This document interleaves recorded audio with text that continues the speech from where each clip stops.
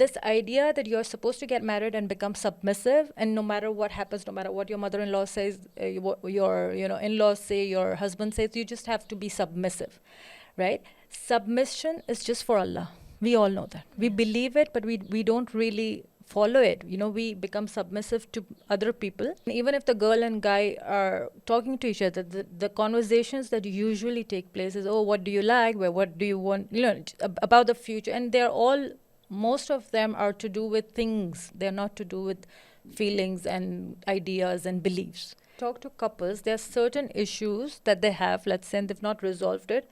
And it's the same thing they fight about every day or every other day. Or because why? Because they've not resolved it. The Prophet talks about whenever you go out to the market, buy something for your family. When you go on a journey, buy something for your family. And when you come home, give it to your daughter first, because she's someone who's very emotional. She has that emotional need that needs to be satisfied.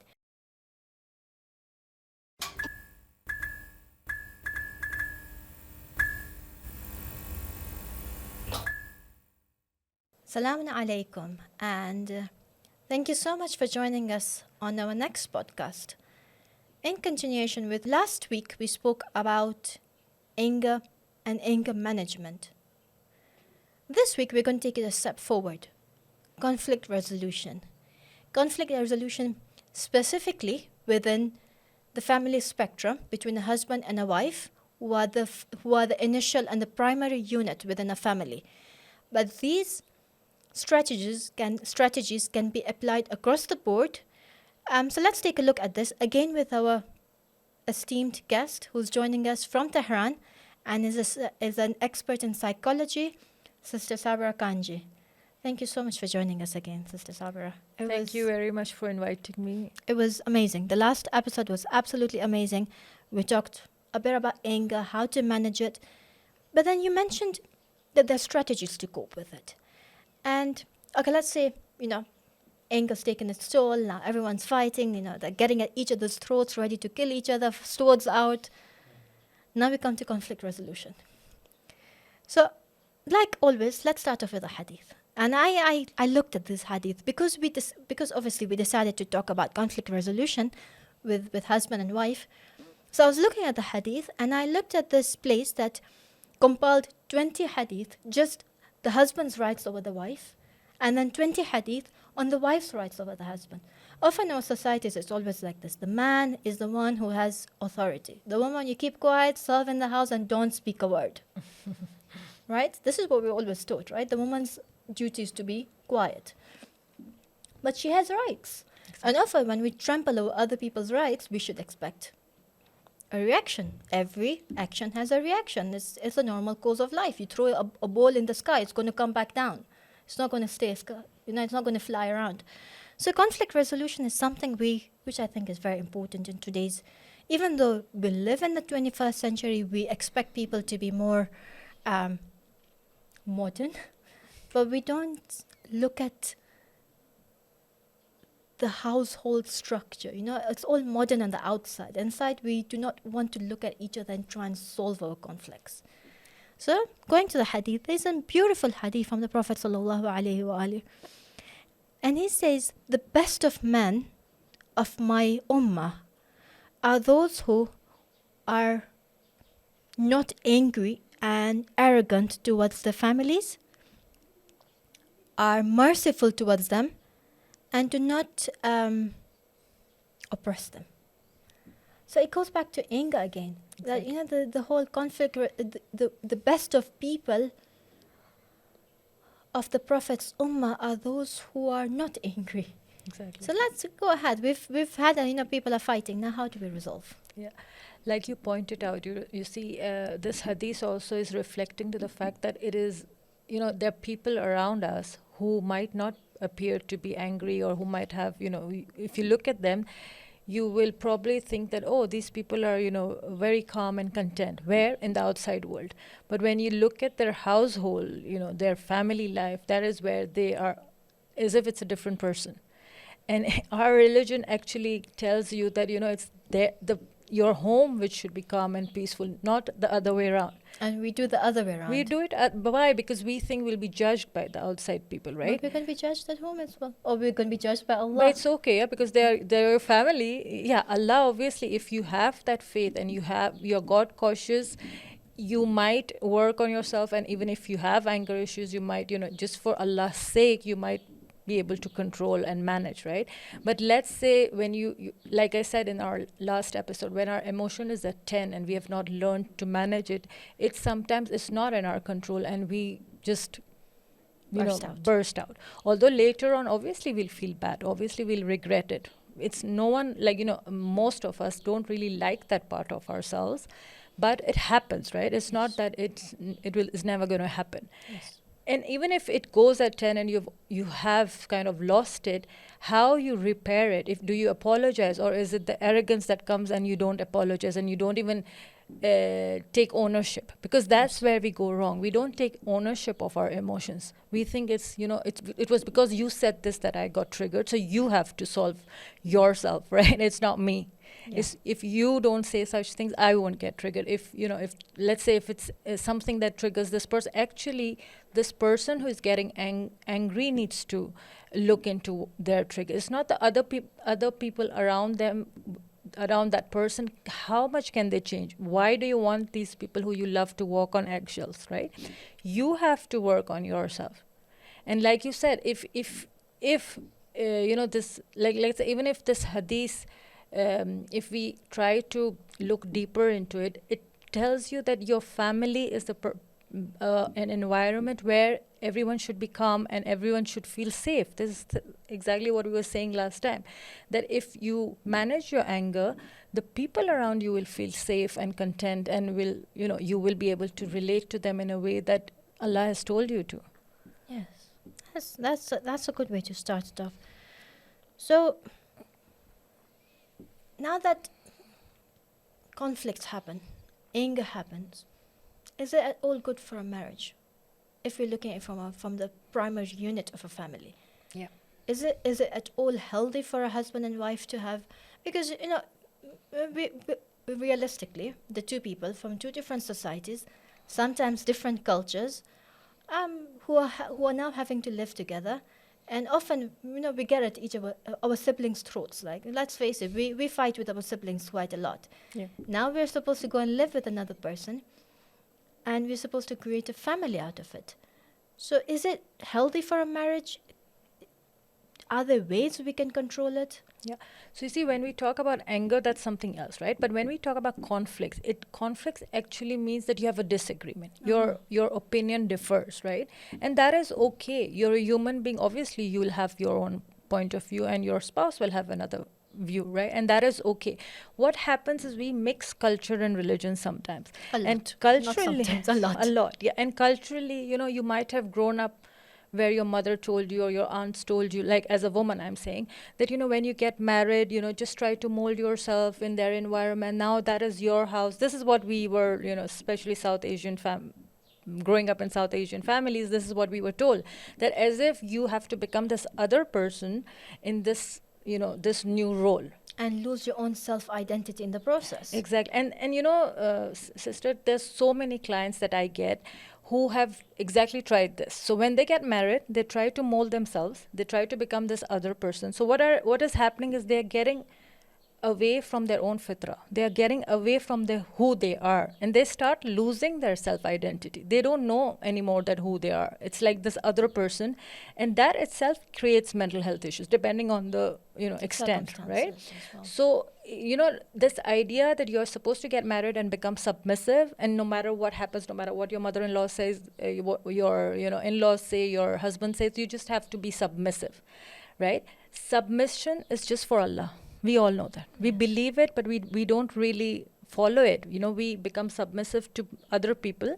I'm not saying that you should be, aggressive. No, you shouldn't be aggressive, but that doesn't mean that you lose your identity or you do not share your opinions, right? Because what will happen as time goes, when you kind of feel that you've lost that identity and you start feeling depressed or anxiety, it will come up, right? Any mental health issue might come up, or you feel stressed, or your body starts aching. Somewhere the emotion will come out, like, it will show itself. That is when you start questioning the relationship, and what happens is, once this woman, let's say, who has been suppressing and who's being submissive, this person starts talking, then let's say 5 years down the line, 3 years in, what will happen? The environment is used to her being submissive. What will they say? Oh, someone has started, changing. You're changing. Is it your friends? Someone's done the locks in your key. Someone's done the key in your locks, basically. Yeah, so it's like, something has changed. They're not used to her being, actually she's being herself, but because she was this other person for so many years, she was just being submissive. She was trying to mold herself. What happens is the environment is not ready for it. They will start naming her, giving her labels, or trying to figure out what's wrong, or it's to do with you. You have changed. Her image in society completely to the core, where she can never get married again. If she ever decides to separate. Yeah. So you see, so she feels very helpless at that point, right? And she might go through a lot of other struggles. And if they have children and, whatever, right? It becomes an issue. Why? Because she did not allow herself to actually disagree or share her opinions from the beginning. I'm not saying that from the first day you start saying, oh, this is how I want it. No, but it's about resolving conflicts. Conflicts itself is not something negative. It's just about sharing, your opinion. But when it comes to resolution, yes, sometimes couples don't try to resolve it in a healthy way. Okay. Right? And that is where we the couples that come to us for counseling, usually it's the same thing. They're not resolving the issue. They're trying to win the battle. It's me versus you, not exactly. Me with you now. It's not about we versus the problem, it's me versus you, right? So a lot of shaming and blaming, and I was right and you were right? So they actually fight in front of us, and they expect the therapist to take sides, which obviously the fight now. Exactly, which is not our role, but this is what they come for usually. Expecting validation from us. You are right and you are wrong. So we will come back to the healthy and unhealthy ways of conflict resolution. Let's take a step back. You mentioned that we live in a very cultural society. And it's not only very the South Asian, but generally every culture has its own ways they live. Starting with the start, they get married. How do you think communities, or at least the surrounding family, should support them? A woman has come in. We live in a new generation. We can't live in the past anymore. We can't employ the past methods of submission. But then, what could the role of the husband be from that onset, where he welcomes his wife into the house? Often I feel that sometimes when women enter a marriage, they enter feeling very lonely from the onset. Yeah. They don't feel welcomed, and it's like them having to, make their own space. It's like, you have the shakshuka, and then you're trying to make a space and put an egg in, and this is what she's trying to do. And if she can't do it, then she has to get out. But how do you suggest the in-laws, the wife's parents, the husband's parents, how do you think they should work to let both of them feel included in each other's lives, just to have that onset for better communication? Yeah. So I'll just take a step back, right? Before even they are getting married, before even, let's say if it's an arranged marriage and, they're having these conversations between the families, between the girl and the boy, right? There are important conversations that need to take place. We don't have those conversations. Generally what happens is, you see, the guy is praying 5 times a day, he's coming to the mosque, he has good akhlaq, and he has a job, let's say, right? That's job, car, money. Yeah, these are the things that we see usually, right? And with the girls, they'll see the family, they'll see, okay, she appears to be someone with akhlaq and what. So very superficial things, right? We don't go deeper. And even if the girl and guy are talking to each other, the conversations that usually take place is, what do you like? What do you want? About the future. And most of them are to do with things. They're not to do with feelings and ideas and beliefs. Yes. And later on, the issues that usually stem up are not to do with, okay, I don't like pizza. Do you like pizza? And, those kind of things. Okay, do you like coffee? I don't like coffee. that is something They'll hardly come doesn't out in a really, marriage yeah, later. it doesn't really matter, right? And but these are the conversations that That we take. we take, don't. yeah. We talk about things that are never going to impact us 10 years down the line. Exactly. They're not important, right? Yeah. Yeah. So you can have different tastes, but you can still be happy together. Why? Because you know where these problems arise are usually because we have not worked on ourselves. So even before we want to get married, and if we have, let's say, if I have anger issues, if I have some triggers, if I don't work on myself, right? So I already have a baggage. He already has a baggage. Obviously, we all have baggages, right? No one is perfect because Allah has not made us perfect. We are not supposed to be perfect. So taking responsibility for our own baggages and working on them and then starting the relationship, or let's say communicating about things like, these are the things I don't like, right? What is your view? How much can you tolerate? Finding that can is it really negotiable, or is it something I won't be able to take? It's something, because we all have a list of negotiable things and non-negotiable. Like, when girls come to me, like, let's say that they want to get married and they're not sure, they're confused about this proposal that has come, I always tell them, make a list of negotiable and non-negotiable things and then go and talk about it. So we discuss the list. Why? Because these are important conversations, right? It's this other human being who grew up with other, completely different beliefs, a completely different set of parents who had their own baggages. So you see, it's like it gets transferred from one generation to another generation. And then you're going to have this other generation coming to this world, this amana that Allah is going to give you as a child. And if you don't resolve those issues before you have a child, you are going to transfer your own issues to them. Your baggage will somehow be transferred. They will grow up looking at you as, whatever, if you're not able to manage your own conflicts, if you're not able to manage your anger or whatever other issue, if you're grieving, whatever the issue is, right? We need to take ownership, resolve it, and then start a family, right? Because why would you want other people's, imagine it's like baggages plus baggage plus baggage plus baggage and then more baggage, right? Exactly. So the first step is, before marriage, look at yourself. Exactly. Work on yourself. Work on yourself. Find out what you can work with, what you cannot work with in your future partner. Let's go next step. What about the next step? Now that obviously they have, each person has looked at their own negotiable and non-negotiable terms, what about the next step? Now they have to get together. How do they make each other feel included? That seems to be like that one point that I keep on focusing a lot on. Because I find that when they don't feel included, that onset is separation. It's like they've come together as two strangers. Yeah. And if they do not feel included, they're going to continue living as strangers. So how do we kind of, cross this path? You're so right. There's so many couples who are living together under the same roof, but they live as strangers. Why? Because they did not make an effort, or even if they made an effort, it did not work out.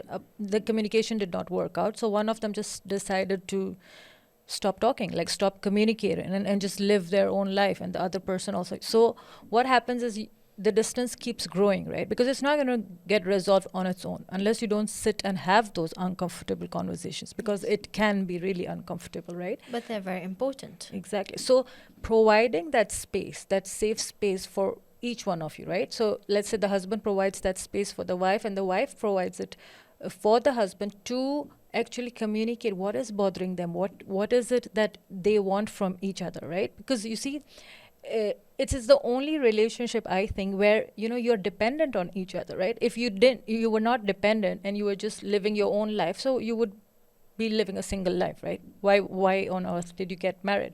So there is dependency on each other, whether you accept it or not, and that is how it's supposed to be. It's the beauty, right? That you actually feel vulnerable. You won't be vulnerable in front of, let's say, in any other relationship, even with your parents. Exactly. Yeah. So that is a relationship where it is okay to be vulnerable. And that vulnerable also brings about much more beauty in it. Exactly. And this is what we don't focus on. Yeah, we think it's a weakness sometimes. But it's a strength in a marriage. It's a strength. If you have a spouse in front of who you can be vulnerable, like emotionally, I mean, right? Yes. then you actually are in a very good relationship, because it is okay to be yourself. You have that safe space where you can be yourself, you can express yourself, and you don't feel judged, right? And that is how couples are, happy couples are. They are okay to be themselves, and the other person is acceptable, right? So they accept you as you are rather than changing you. So like we said, you're not changing this person. Let's say if it's a husband is, it's because usually what happens is the girl goes to the husband's house in our culture and our religion, right? So she has to actually adapt more, right? That doesn't mean that you pressurize this person to be someone else, right? Try to accept this person, allow that space, welcome that. Like you said, sometimes this person might feel that I'm a stranger in my own house, right? Yes. So this person will take time, allow that, don't expect a miracle to happen, that this person from Miss has become a Mrs., so this person's identity will change.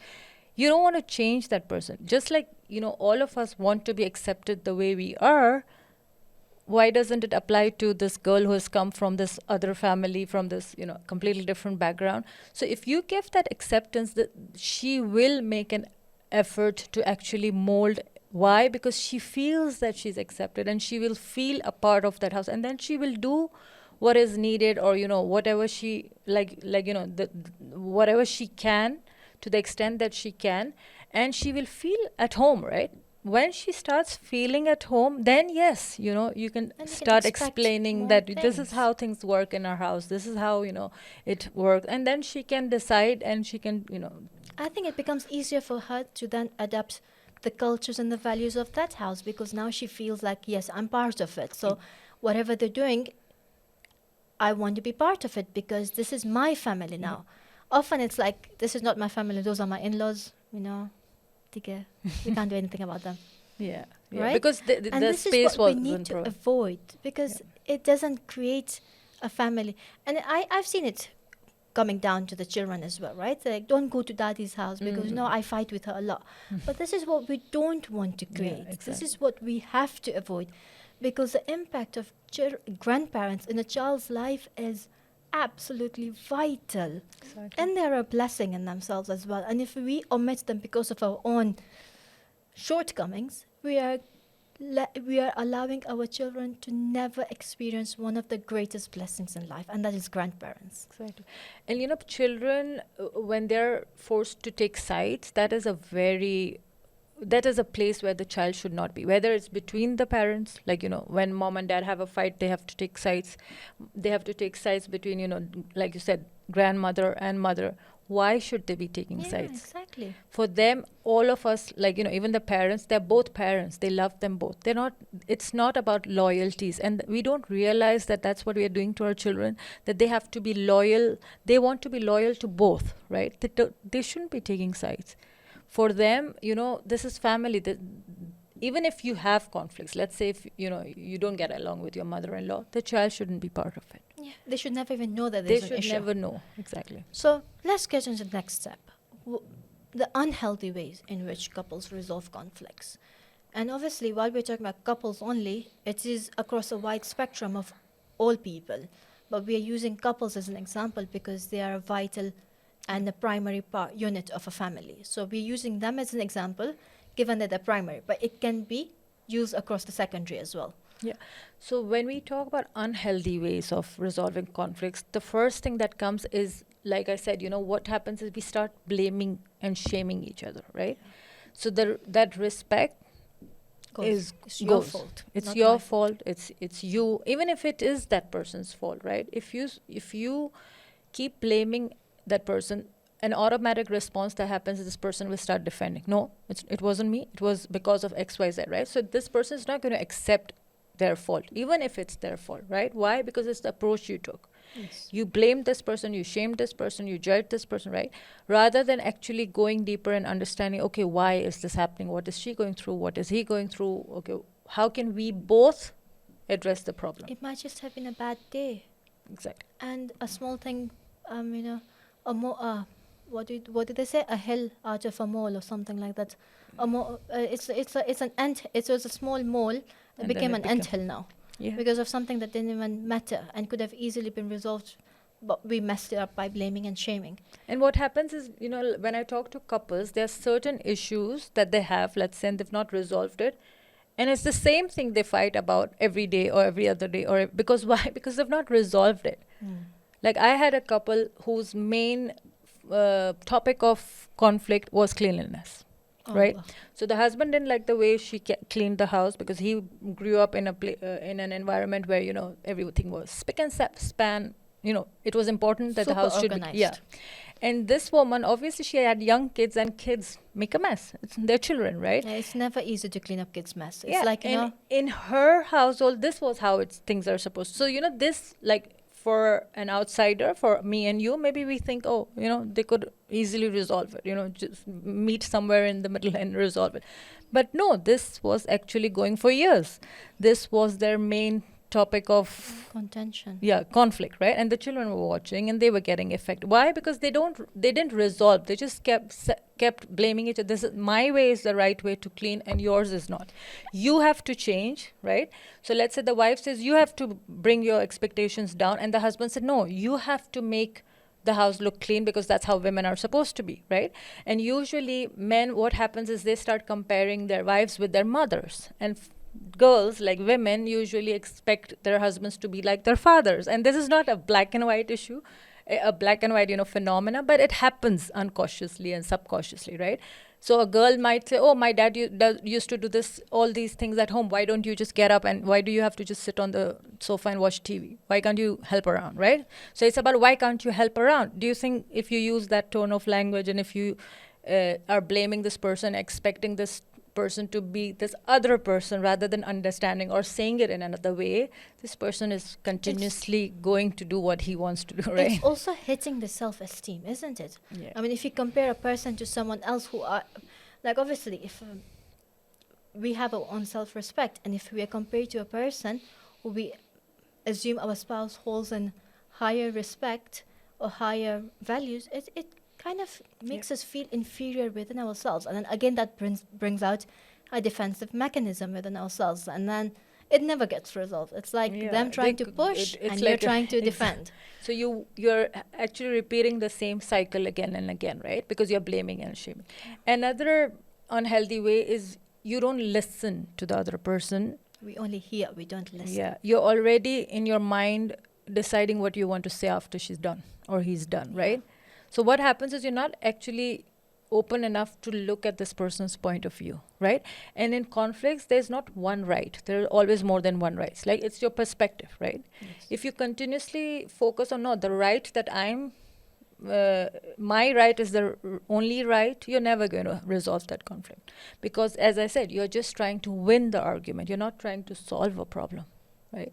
And another unhealthy way is, it's to do with boundaries, right? So when it comes to couples, this idea that there shouldn't be any boundaries, and everything, you should be extremely transparent and no boundaries, nothing, that is actually sometimes that's not a good. Yeah.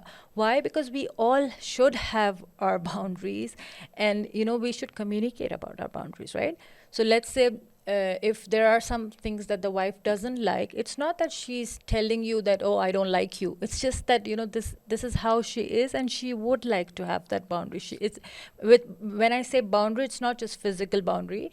I'm saying more emotional boundary. Like, if there are triggers that she has and she's expressing it to her husband, rather than feeling that, oh, so I'm your husband and why should we have this conversation, and you just say, you're not kind of ready to accommodate her boundaries because you feel that it's personal. It's personal, yeah. You personal, as if she's rejecting you. You feel rejected. Let's But say it's not personal. It's like you said, we all come with baggage. Yeah. And sometimes those baggage have triggers. So if she's actually communicating those triggers, it's supposed to be seen as a healthy way because, well, this is going to just knock her out. It's going to bring out a very negative reaction. Let's respect it rather than taking it personal. That was a nice way that was something very interesting. Do you think there are any more other unhealthy ways? There are, but these are the main ones main that we ones. come across. Like one of them is the language, right? It's the communication, the way you communicate, right? So after you are done with your, let's say, working on yourself, you also need to work on how to communicate your needs, right? It's not like you have to communicate it in an aggressive way, and obviously that other person is not going to take it on board. So when it comes to communication, let's say one of them is, like I said, active listening, like listen. So these are the healthy ways to deal with communicate, to resolve conflict. Yeah. So an unhealthy would be that you don't listen, right? So healthy would be the opposite. You listen. Yeah, you Actively listen. Yeah, you listen. You like, when I say listening, like let's say, you must have seen, like when there a couple is having a conflict, they don't even look at each other. One of them is in the kitchen, she's banging the pots and pans and she's just screaming, and the husband is in front of the TV, and so this is not communication. You have to sit, you have to be calm, Look at look each other at in each the eye. other, and try to actually have this open communication. So, sometimes it's also healthy to have a time where you say, okay, every week we'll sit and we'll talk about what's happening, what's bothering you, how has your week been, what has helped, what has not helped, what did I do that hurt you, what did you do that wasn't helpful, how would we like to have things different. Having these conversations, we don't have it, and then we just repress, and then we blow like a volcano, like a pressure cooker. And then we expect that, to resolve it. But no, that's not where the resolving should take place. It should take place when you both are calm, you are ready to look at each other, have that conversation, have that cup of coffee together, and communicate, right? That's a very. So we've discussed the impact. We've discussed conflict resolution, what it really means, the healthy and the unhealthy boundaries. Having said all of this, let's bring it to a conclusion. We started off with a hadith, and it's always nice to end with a hadith. I love hadith. I look at them, every day I have to look at a hadith because it brings so much peace. And we have these simple ways that Ahlul Bayt have taught us. Like I was reading one that the Prophet talks about, whenever you go out to the market, buy something for your family. When you go on a journey, buy something for your family.